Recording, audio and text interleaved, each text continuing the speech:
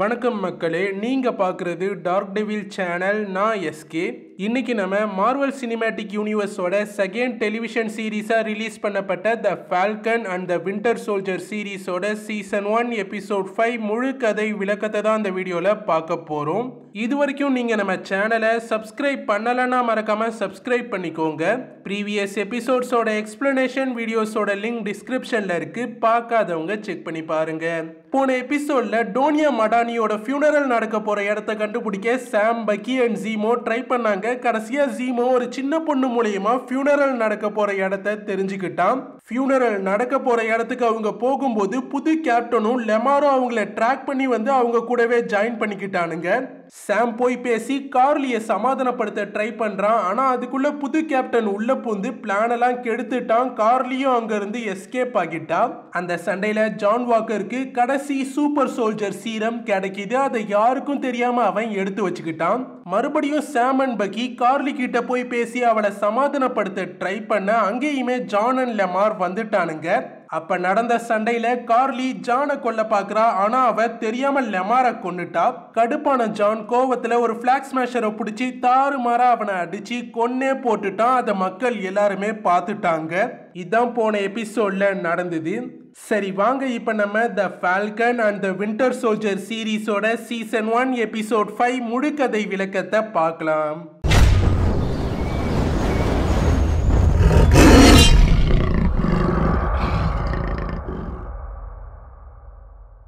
Black smasher ஒருத்தனை கொடூரமா கொன்ன ஜான் வாக்கர் அதை நினைச்சு பார்த்துக்கிட்டே யாருமே இல்லாத ஒரு இடத்துக்கு வேகமா ஓடி வந்துட்டான்.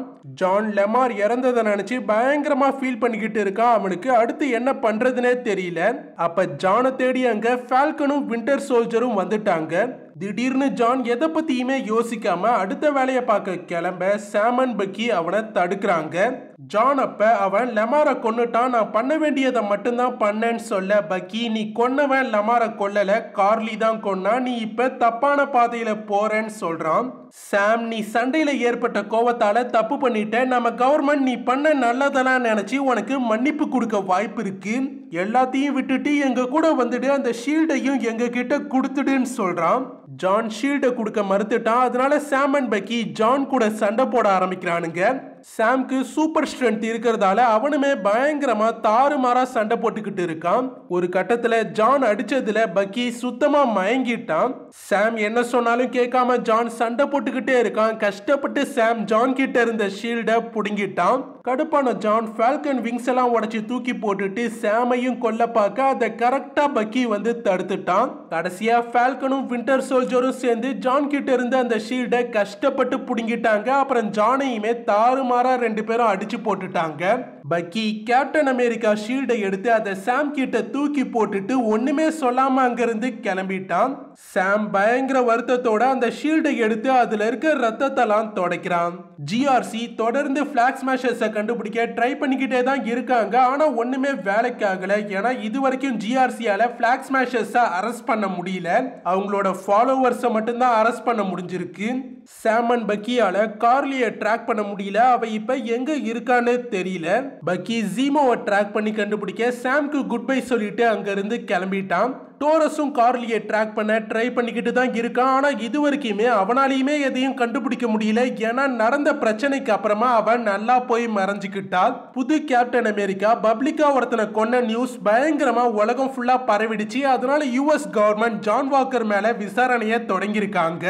சாமோட ஃபால்கன் சூட்டை ஜான் ஃபுல்லா டேமேஜ் பண்ணதால சாம் அந்த சூட்டை டோரஸ் கிட்டயே விட்டுட்டு ஷீல்டை மட்டும் எடுத்துக்கிட்டு கிளம்புறான்.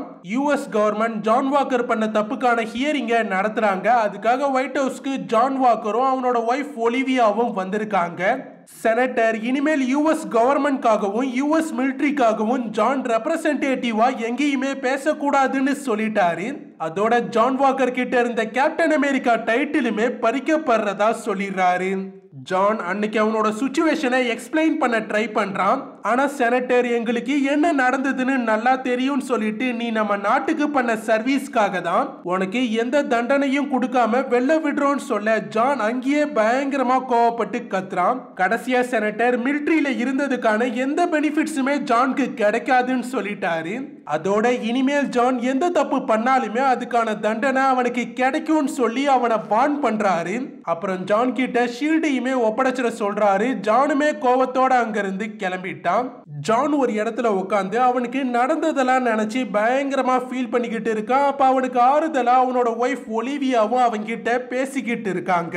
ஒலிவியா, நீ போய் லெமார் பேரண்ட்ஸை மீட் பண்ணணும், அவங்களுமே உன்னை எதிர்பார்த்துக்கிட்டு இருப்பாங்கன்னு சொல்றான். அந்த இடத்துக்கு ஜானை பார்க்க வேலண்டினா அலேக்ரா டி ஃபான்டைன் ஒருத்தி வரா. இவளை ஷார்ட்டா வேல்னு கூப்பிடுவாங்க.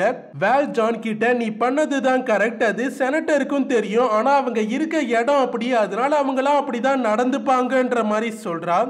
வேல்க்கு ஜான் கிட்ட ஷீல்டு இல்லைன்னு தெரியும், அவன் சூப்பர் சோல்ஜர் சீரமை எடுத்துக்கிட்டான்னு தெரியும்.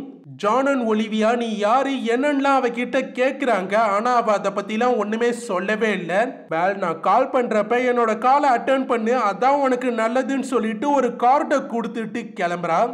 ஜான் அவ போனதும் அந்த கார்டை செக் பண்றான். ஆனா அதுல ஒண்ணுமே இல்ல. கார்லியும் பிளாக் ஸ்மாஷர்ஸும் அவங்க கடைசியா தங்கி இருந்த கேம்ப்க்கு வந்து பாக்குறாங்க. ஆனா அந்த கேம்ப்ல யாருமே இல்ல.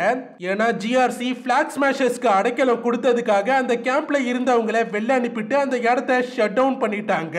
கார்லி பயங்கரமா டென்ஷன் ஆகிட்டா. அதனால அடுத்து நம்ம அடிக்க போற அடி ரொம்ப பயங்கரமானதா இருக்கணும்னு முடிவு பண்ணிட்டு அங்க இருந்து கிளம்புறா. ஜீமோ சொக்கோவியால இருக்க மெமோரியல்ஸை வந்து தான் பார்த்துக்கிட்டு இருக்கான். அங்க பக்கியும் வந்துட்டான். பக்கி அங்க வருவான்னு ஜீமோக்கு தெரியும். ஜீமோ அங்கதான் போவான்னு பக்கிக்கும் தெரியும். ஜீமோ கார்லியோட பாதையை இனிமேல் மாத்த முடியாது, அவளோட ஃபாலோவர்ஸும் அதிகரிச்சுட்டே போறாங்க. பிளாக் ஸ்மாஷர்ஸை தடுக்கணும்னா அவங்கள கொன்னா மட்டும்தான் முடியும், அதை சேமால பண்ண முடியாது. நீ ஒரு கில்லர், அதுக்காகவே உன்னை ட்ரெயின் பண்ணாங்க, நீ தான் அவங்கள கொல்லணும்னு சொல்றான். பக்கி இதை நாங்க எங்க வழியிலேயே பாத்துக்கிறோம்னு சொல்லிட்டான். பக்கி டக்குன்னு கண்ணை எடுத்து ஜீமோவை ஷூட் பண்றான். ஆனா புல்லட் ஃபயர் ஆகல, ஏன்னா அதுல புல்லட் இல்ல. பக்கி சும்மா விளையாட்டுக்காக தான் அப்படி பண்ணியிருக்கான். பக்கி வகாண்டன் டோரா மிலாஜிஸ்க்கு தகவல் கொடுத்து அவங்களையுமே அங்க வர வச்சுட்டான். ஜீமோ பக்கி கிட்ட நான் உனக்கு பண்ண கொடுமைக்காக என்னால முடிஞ்ச ஹெல்ப்பை நான் பண்ணிட்டேன்னு சொல்லிட்டு டோரா மிலாஜிஸோட கிளம்புறான். ஐயோ, நாங்க ஜீமோவை ராஃப்ட்டுக்கு தான் கூப்பிட்டு போறோம்னு சொல்லிட்டு அங்க இருந்து கிளம்புறா. அப்ப பக்கி ஐயோ கிட்ட அவனுக்காக இன்னொரு ஹெல்ப்பும் பண்ண சொல்லி கேட்கிறான். சாம் மேரிலாண்டுக்கு மறுபடியும் இசையாவை பாக்குறதுக்காக வந்திருக்கான். அவன் கூட ஷீல்டையுமே எடுத்துக்கிட்டு தான் வந்திருக்கான். சாம்க்கு சில விஷயங்கள் இன்னமுமே குழப்பமா தான் இருக்கு, அதை புரிஞ்சுக்கிறதுக்காக இசையா கிட்ட பேசுறதுக்காக வந்திருக்கான். இசையாக்கு பெருசா கேப்டன் ஷீல்ட பிடிக்கல, ஏன்னா அமெரிக்கன்ஸால ஸ்டீவ் ராஜர்ஸ் மாதிரி ஒயிட் பீப்புளை மட்டும்தான் கேப்டனா ஏத்துக்க முடியும், பிளாக் பீப்புள்ஸை ஏத்துக்க மாட்டாங்கன்னு அவருக்கு தெரியும். இசையா ஜெயில இருக்கும் போதே அவரோட ஒய்ஃப் இறந்துட்டாங்க. அவங்க அடிக்கடி இசையாக்கு லெட்டர் போட்டிருக்காங்க. ஆனா எந்த லெட்டரையுமே கவர்மெண்ட் இசையா கிட்ட கொடுக்காம ஒரு பாக்ஸ்ல போட்டு பத்திரமா எடுத்து வச்சுட்டாங்க. கவர்மெண்ட் ஒரு கட்டத்துல இசையா இறந்துட்டதா அவரோட ஒய்ஃப் கிட்ட சொன்னாங்க. அதுல இருந்து கொஞ்ச நாள்லயே கவலையால அவங்க இறந்துட்டாங்க. யுஎஸ் கவர்மெண்ட் புது சூப்பர் சோல்ஜர் சீரமை உருவாக்க மும்மரமா இருந்தாங்க. அதனால அந்த சீரம் பத்தி எதையுமே சொல்லாம சோல்ஜர்ஸ் சில பேருக்கு சில வெர்ஷன்ஸ் ஆஃப் சீரம்ஸை இன்ஜெக்ட் பண்ணாங்க. அந்த சோல்ஜர்ஸ்ல ஒருத்தவர் தான் இசையா.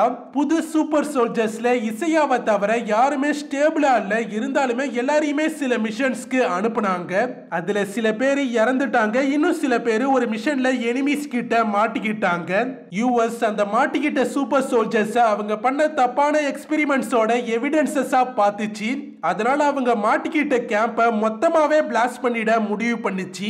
அதெல்லாம் தெரிஞ்சுக்கிட்ட இசையாவால சும்மா இருக்க முடியல. அதனால அவர் இருந்த கேம்ப்ல இருந்து தப்பிச்சு எனிமி கேம்ப்குள்ள போய் அவரோட சோல்ஜர்ஸை காப்பாத்தினாரு. ஆனா ஸ்டேபிளா இல்லாத சீரமால அவங்க எல்லாருமே கொஞ்ச நாள்லயே இறந்துட்டாங்க. இப்ப உயிரோட இருக்க ஒரே சூப்பர் சோல்ஜர் சப்ஜெக்ட் இசையா மட்டும்தான். அதனால அவரை லாக் பண்ணி அடுத்த 30 வருஷத்துக்கு அவர் மேல எக்ஸ்பெரிமெண்ட் பண்ணாங்க. அங்க ஒர்க் பண்ண ஒரு நர்ஸ் தான் இசையா படுற கஷ்டத்தெல்லாம் பார்த்துட்டு சில ஃபேக் ரிப்போர்ட்ஸை எழுதி இசையா செத்துட்ட மாதிரி செட்டப் பண்ணாங்க. அவங்க தான் அவரோட ஒய்ஃப் லெட்டர்ஸையுமே அவர்கிட்ட கொடுத்து அவரு அங்கிருந்து எஸ்கேப் ஆகவும் ஹெல்ப் பண்ணியிருக்காங்க. சாம் இப்ப இந்த உலகம் மாறிடுச்சு, இப்ப இந்த உலகத்துக்கு உங்களை பத்தின உண்மைலாம் தெரிஞ்சாகணும்னு சொல்ல இசையா இன்னமும் எதுவும் மாறல. அமெரிக்கன்ஸால அடுத்த சூப்பர் சோல்ஜர் பிளாக் மேன்ன்றதை ஏத்துக்க முடியாது. அதான் யூஎஸ் என்னை ஹிஸ்டரியில இருந்து அழிச்சுட்டாங்கன்னு சொல்லி ரொம்ப வருத்தப்படுறாரு. கடைசியா இசையா அமெரிக்கன்ஸால கண்டிப்பா ஒரு பிளாக் மேன் கேப்டன் அமெரிக்காவா இருக்கிறத ஏத்துக்க முடியாது. அப்படியே அது நடந்தாலும் ஒரு மானம் உள்ள பிளாக் மேன் அந்த ஷீல்டை ஏத்துக்க மாட்டான்னு சொல்ல சாமும் அங்கிருந்து ஷீல்டை எடுத்துக்கிட்டு கிளம்பிடுறான். சாம் உடனே சாராக்கு கால் பண்ணி நான் வீட்டுக்கு வரேன்னு சொல்றான். அடுத்த நாள் சாம் கேஸ் அண்ட் ஏஜே கூட சேர்ந்து மீன் வலையெல்லாம் சரி பண்ணிக்கிட்டு இருக்கான். சாம் இப்ப போட்டை வித்துலான்னு முடிவு பண்ணிட்டான். ஆனா கடைசியா ஒரு வாட்டி ஃபேமிலி கூட சேர்ந்து அந்த போட்ல ஒரு ட்ரிப் போக ஆசைப்படுறான். திடீர்னு பசங்க அம்மா போட்டை விற்க வேணான்னு முடிவு பண்ணிட்டாங்கன்னு சொல்ல உடனே சாம் சாரா கிட்ட போய் கேட்க சாராவும் ஆமான்னு சொல்றான். போட்டை விற்க கூடாதுன்னா போட்டை ரெடி பண்ணணும். அப்ப போட்டை ரெடி பண்ண என்ன பண்றதுன்னு ரெண்டு பேருக்குமே சுத்தமா புரியல. சாம் அண்ட் சாராவோட பேரண்ட்ஸ் எக்கச்சக்க பேருக்கு அவங்க நெய்பர்ஹுட்ல ஹெல்ப் பண்ணியிருக்காங்க. சோ அவங்க கிட்ட எல்லாம் உதவி கேட்டா அவங்க ஹெல்ப் பண்ண வாய்ப்பு இருக்குன்னு சாம் நினைக்கிறான். சாம் நினைச்ச மாதிரியே அவன் யார்கிட்டலாம் ஹெல்ப் கேட்டானோ அவங்க எல்லாருமே போட்க்கு தேவையான ஸ்பேர் பார்ட்ஸ்க்குலாம் ஹெல்ப் பண்றாங்க. ஒருத்தர் ஒரு நல்ல கண்டிஷன்ல இருக்க பழைய போட்டோட இன்ஜினையுமே கொண்டு வந்து கொடுக்கிறாரு. அப்ப அதை எப்படி ட்ரக்ல இருந்து இறக்குறதுன்னு யாருக்கும் தெரியல. அப்ப அங்க வந்த பக்கி அந்த இன்ஜினை இறக்கி வச்சு ஹெல்ப் பண்றான். பக்கி சாம்காக ஒரு பார்சல் ஒன்னு டெலிவரி பண்ணதான் அங்க வந்திருக்கான். அதுதான் வக்காண்டன்ஸ் கிட்ட ஹெல்ப் கேட்டு அவன் உருவாக்குன புது ஃபால்கன் சூட். சாம் அண்ட் பக்கி சேர்ந்து அந்த போட்டை ரெடி பண்றதுக்கான வேலையெல்லாம் ஆரம்பிக்கிறானுங்க. அப்ப பக்கி வேற சாம் தங்கச்சி சாராவை சைட் அடிக்கிறான். அத சாமும் பாத்துறான். பக்கி அண்ட் சாம் போட்க்கு தேவையான எல்லா வேலையும் பாக்குறானுங்க. அன்னைக்கு ஃபுல்லா எக்கச்சக்க வேலையை பார்த்து முடிக்கிறானுங்க. சாம் பக்கி கிட்ட என்னோட தங்கச்சி கிட்ட மட்டும் இனிமேல் ஃப்ளர்ட் பண்ணாதன்னு சொல்லி வார்ன் பண்ணி அவனை அனுப்பிடுறான். ஜான் லெமாரோட பேரண்ட்ஸ் கிட்ட லெமார் அவங்க கொன்னுட்டாங்க, அதான் கோவத்துல அவனை நான் கொன்னுட்டேன்னு சொல்றான். லெமார் பேரண்ட்ஸ் அவன் தான் லெமாரை கொன்னானான்னு கேட்க ஜான் ஆமான்னு பொய் சொல்றான். லெமாரோட அம்மா உன்னை கேப்டன் அமெரிக்காவா அனௌன்ஸ் பண்ணப்ப லெமார் ரொம்ப சந்தோஷப்பட்டான்னு சொல்லி ஜானை கட்டி பிடிச்சிக்கிறாங்க. ஷேரன் பேட்ராக்கு கால் பண்ணி பேசிட்டு இருக்கா. அவ இந்த வாட்டி நான் உனக்கு டபுள் அமௌண்ட் தரேன்னு சொல்லி அவனை ஹையர் பண்ண ட்ரை பண்றான். ஆனா அவன் கோவத்துல கத்திட்டு இருக்கான். அப்ப ஷேரன் இந்த வாட்டி உனக்கு பிடிச்ச டார்கெட் தான் சொல்லி அவனை ஒத்துக்க வைக்கிறான். ஏஜே அண்ட் கேஸ் ஷீல்டை வச்சு விளையாண்டுட்டு இருக்கானுங்க. அப்புறம் பக்கி எந்திரிச்சு அதை பார்த்துட்டு அவனுங்களும் ஷீல்டை வச்சுட்டு ஓடிடுறானுங்க. சாம் அண்ட் பக்கி அடுத்த நாளும் வந்து போட்டை ரெடி பண்ற வேலையை பார்த்துக்கிட்டு இருக்கானுங்க. அப்ப சாரா அங்க ஹெல்ப்புக்கு சில நெய்பர்ஸை கூப்பிட்டு வந்துட்டு நீங்க போய் இனிமேல் உங்க வேலையை பாருங்க, இனிமேல் இங்க நாங்க எல்லாத்தையும் பார்த்துக்கிறோம்னு சொல்லி அவனுங்களை துரத்தி விட்டுட்டா. சாம் கேப்டன் ஷீல்டை வச்சு ட்ரைனிங் எடுத்துக்கிட்டு இருக்கான். ஆனா இன்னமுமே அவனுக்கு ஷீல்டை ஏத்துக்கிட்டு கேப்டன் அமெரிக்காவா ஆக பயமா தான் இருக்கு. பக்கி எனக்கு இப்பதான் புரியுது, ஒரு பிளாக் மேன் கிட்ட ஷீல்டை கொடுத்து அதை அவன் ஏத்துக்கிறதுன்றது அவ்வளோ ஈஸி இல்லைன்னு சொல்லிட்டு சாரியும் கேட்கிறான். பக்கி ஸ்டீவ் போனதுக்கு அப்புறம் அந்த ஷீல்டு மட்டும்தான் எனக்கு நெருக்கமான ஒன்னா இருந்தது, ஆனா அதை நீ யூஎஸ் கிட்ட கொடுத்துட்ட, அதான் அதை என்னால ஏத்துக்க முடியலன்னு சொல்லி ரொம்ப வருத்தப்படுறான். பக்கி ஸ்டீவோட நோட் புக் என்கிட்ட இருக்கு, இது அவனுக்கு ஹெல்ப் பண்ணுச்சு, எனக்கும் ஹெல்ப் பண்ணுன்னு எதிர்பார்த்தேன்னு சொல்லி ரொம்ப வருத்தப்படுறான். பக்கி இன்னமுமே வின்டர் சோல்ஜர் பண்ண வேலைகளால ஏற்படுற கெட்ட கனவுகளால கஷ்டப்பட்டுக்கிட்டு தான் இருக்கான். சாம் நீ அந்த கெட்ட கனவுல இருந்து தப்பிக்க கெட்டவங்களை புடிச்சு கொடுத்தா மட்டும் போதாது, உன்னால பாதிக்கப்பட்ட நல்லவங்களுக்கும் உன்னால முடிஞ்ச ஹெல்ப் பண்ணு, அப்பதான் உன்னோட மைண்ட் ரிலாக்ஸ் ஆகும்னு சொல்றான். பக்கி கார்லி பத்தின லீட் கிடைச்சதும் கால் பண்ண சொல்லிட்டு அங்க இருந்து கிளம்புறான். சாரா கிட்டத்தட்ட போட்ல ஃபுல்லா எல்லா வேலையுமே முடிச்சுட்டாங்க. கடைசியா சாமும் போட்க்கு பெயிண்டிங் வேலை பண்ண வரான். சாரா அண்ட் சாம் ஒரு மனசா இப்ப அவங்க போட்டை விற்க வேணான்னு முடிவு பண்ணிட்டாங்க. சாம் இப்ப ஸ்டீவ் ராஜர்ஸோட ஷீல்டை முழு மனசோட ஏத்துக்க முடிவு பண்ணிட்டான். அதனால ஷீல்டை வச்சு பயங்கரமா ட்ரைனிங் எடுத்துக்க ஆரம்பிக்கிறான். ஷீல்டை ஃபுல் ஸ்பீட்ல யூஸ் பண்றப்ப அதை கண்ட்ரோல் பண்றது ரொம்ப கஷ்டமா இருக்கு.